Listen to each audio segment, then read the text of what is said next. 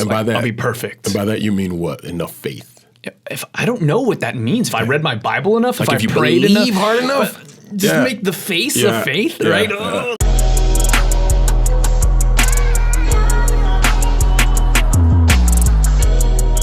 Welcome to The Move, where we're vibing in the book 10 minutes at a time. Next 10 minutes, we're talking through Romans chapter 1, again, verses 16 and 17. And we know you read it. You've already read it because we read it with you guys yesterday. So let's just cut to the chase. 10 minutes on the clock. Let's go. So here's where I want to pick up. Go. Power of God unto salvation. It's the ability of God to actually accomplish our healing, our restoration, our being kept secure, right? And I want to just harp on this idea of that it's done via the cross of Christ, that his shaming is the thing that leaves us shameless, that his being seemingly overcome by the Roman Empire is what delivers us from a slavery, that the spiritual powers, it seemed as though they won in that moment. That's what gives us the redemption above those things. This irony that I don't want to resolve at present, but put out there. Why is this the important place for you to focus on? Precisely because of what the righteousness of God is and where we're going. Okay. Yeah. Before we get there, real quick, I wanted to throw out this that I thought was really great. Salvation is for everyone from every sin at every time, in every place, under every circumstance. Yes. First to the Jew and then to the Greek. To the Greek. Now, have you thought through at all why that move from Jew to Greek? Why is it first to the Jew, then to the Greek? I mean, there's a certain, I don't know if preference is the right word, but maybe it is. But there's a certain preference it seems like God places on the nation of Israel first and foremost. So to me, it's just kind of like this echo of what's been taking place in the Old Testament, but how that implies, because nowadays we're trying to break down these social barriers, these differences in classes, and we're all just one. So help me understand. I don't actually understand that. Why is it Jew first, then Greek next? As I understand it, I think it's precisely because it's according to the promise and nothing else. So the promise first comes to Abraham, and from Abraham comes this line of the nation of Israel. And the nation of Israel carries the embodiment of the promise that is revealed ultimately in the person of Jesus, so that in their history, the story's already there of what is to come, so that they first could have caught it because the gospel was preached to them first via the promise given to Abraham. So this is Paul's big thing. It doesn't come by law keeping. It doesn't come by you in the flesh being duty bound to try to perform all that which God has told you. There's an element of why that's important we'll get to later, but that the fulfillment of the promise comes by the seed of Abraham, who is in the flesh an Israelite, but then him actually coming out of the ground through resurrection power is then the revelation that he's the Son of God for all the nations. So first to the Jew and then to the Gentile. There's this phrase that helps me kind of wrap this around, and we're going to skip over the main part real quick, but it's this faith by faith is revealed from faith to faith. Yeah. That I get the sense that it's this dynamic, moving thing that it's like progressive light is the right way to look at this. Yeah.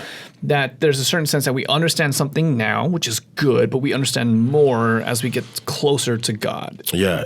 And so there's this progression of you deepening via a revelation and as you grow in the knowledge and wisdom of what is actually being revealed. And here's the thing, at least for me, that what is being revealed is the very righteousness of God, all right? So this is why then when Paul says in verse 17, for in it, which is what's the it of it? It is the gospel, right? The good news of Jesus Christ being crucified and resurrected reveals it is the power of God. It reveals his salvation, right? And it reveals his righteousness.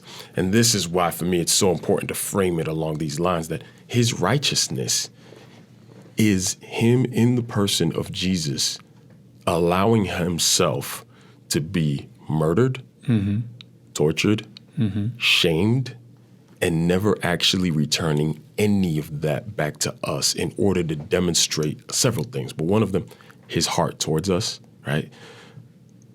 When we killed him, he said, forgive them, for they know not what they do. And then also not only his heart towards us, but that he himself would become sin. Paul says this later, right? 2 Corinthians 5:21. Yeah. He who knew no sin became sin, so that in him we might become the righteousness. So that he becomes sin and takes that to the grave. So the thing we thought was most shaming was actually accomplishing his heart towards humanity. And so that the righteousness of God is his heart towards humanity in becoming the very thing that is offensive, sin itself, and removing it from us to reveal our value. When I see words like revealed, I think of what that is standing in opposition towards. Something that is revealed must first be maybe concealed to begin with. So the very fact that this is the thing that is revealed gives us an indication that this wasn't always the way that people looked at things. Yeah. This wasn't always the way that we interpreted God or interpreted the world around us. That this is from that to this kind of shift that's taking place. And this is what helps us understand the righteousness of God, because the emphasis has been placed somewhere else. It wasn't the righteousness of God, but perhaps our emphasis has been somewhere misplaced prior to this moment. Where do you think the emphasis has been placed on so far? In the book or in our lives? Because I know I could talk about my life. I know that the righteousness in my life, I was looking at the man in the mirror, Right. absent spirit. So I Right. was looking at flesh. And then the shame for me came in when I couldn't even meet my own expectations of Right. myself, let alone God's expectations of myself, right? So that then for me to think that the expectation is so high, I can't get there. So I feel the shame, I'm not enough, I'm underneath it. To find out that the truth is that God's expectation is precisely what he accomplished through Jesus so that I might believe that his sacrifice not only reveals his love, but is enough to keep me healed, delivered, restored, redeemed, kept safe and sound. And it comes from him. It's not of my own doing. Yeah. There's been a few ways in my life that I've approached this concept of righteousness of God. If I had enough faith, then I would be righteous. Yeah. Enough to please God. Yeah. You know, we talk about righteousness by faith a lot in the Adventist church. And some people, it's, if I have enough faith, I'll be righteous. And by that, I'll be perfect. And by that, you mean what? Enough faith. If I don't know what that means. If I read my Bible enough, Like if if you I prayed believe enough, hard enough? just Yeah. make the face Yeah. of faith, Yeah. right? Yeah. Oh, like, you know, I just ate something sour. Yeah. Then I wouldn't have problems with pride or anger or lust or fill in the blank, right? But that's not what it is. No, I'm so faith.